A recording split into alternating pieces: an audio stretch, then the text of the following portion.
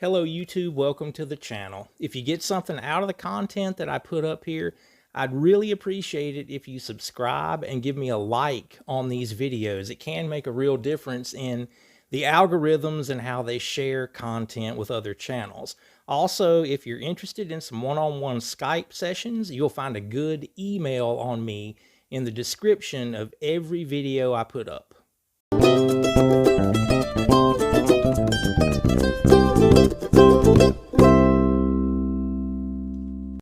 Okay, today we're going to talk about chords and muscle memory. I have an entire chord library, a playlist of that kind of thing here on the channel, and I probably have touched on this, but not to the extent that I feel like I need to, because I see a lot of people deal with this issue. And the main thing that I want to discuss is your thumb. When we think about muscle memory with chords, if I'm playing a chop chord, it's real easy to put that focus on the notes that we're playing.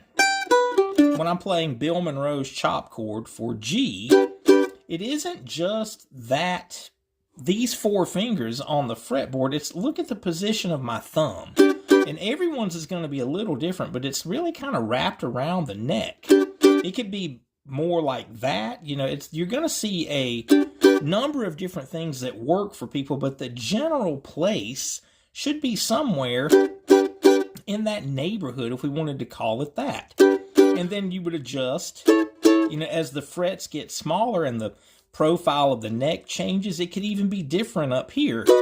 That's muscle memory. That's your entire hand. Even the angle of your wrist. It could involve movement in your elbow or shoulder when you play.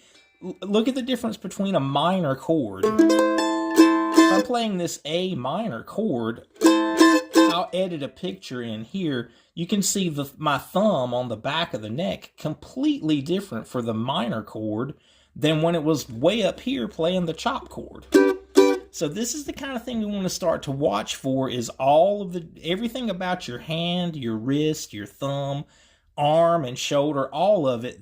Every bit of that is our muscle memory of a chord.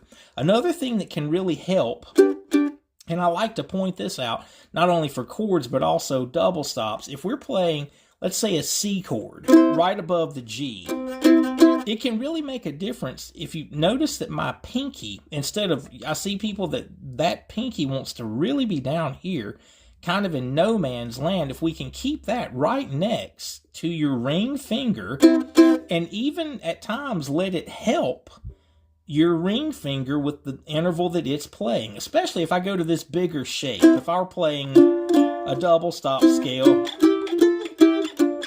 if you have trouble making clean notes, look how my pinky is kind of resting in the anatomy of my finger, like right there where my fingernail and my finger join, whatever that would be called, the anatomy of your finger. Your pinky can kind of rest in that place and help, especially if I were playing a minor 7 voice. If I'm playing that parallel fifth, look, on the 3rd fret, and then a D note here to play that voice, my finger automatically does that. My pinky helps to be my ring finger to play that note, because that chord can be challenging if you're not used to it because of that parallel 5th note.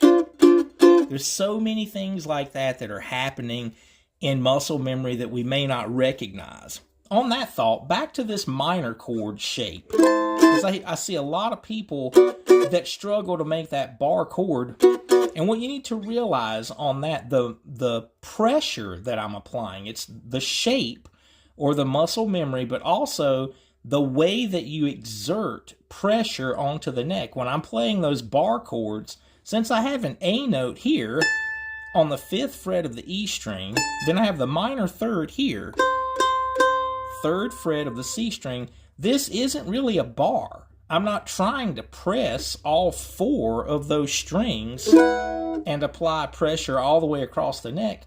I'm focusing the pressure on just the G and the D string. So when I'm playing that, even though my finger is laying across all 8 of the strings, just the top 2 pairs are actually a note. These other two, those strings are muted. I don't need to exert pressure down there because those two strings are being played by other fingers. So things like that you might not have discovered in actually how we apply pressure to the muscle memory of the chords. Want to keep an eye out for all of those different things that are happening with chords, and you can practice. There's a nice little pass to practice. Just a G, E minor, A minor, D7. And we see a number of different shapes. I like to take a cadence like that and work on it that way. Instead of, if you sit there 2 8 counts on each chord before you shift, the way a lot of bluegrass songs would function, then we don't get to really focus on the movement and the muscle memory. So there's an exercise that we could even put into this same conversation, just a 1, 6 minor, 2 minor, 5. Great cadence to be able to play anyway. So hopefully this can help. I've just noticed this a lot with some of my students, and some things that have been said on the channel in the comments and some emails, and hopefully this can help you guys playing the chords clean and getting between changes more efficiently and all that stuff that we need to have happen.